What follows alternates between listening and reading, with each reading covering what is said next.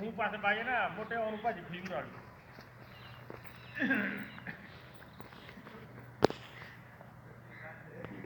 ਚੱਲ ਜਿਹੜੇ ਕਾਣੇ ਨੂੰ ਭਿਆ ਚੱਲ ਹੁਣ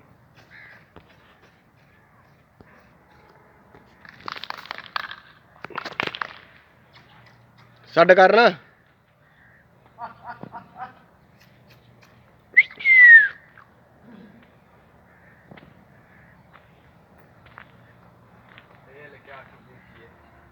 ਉਹ ਪਰੇ ਕਰ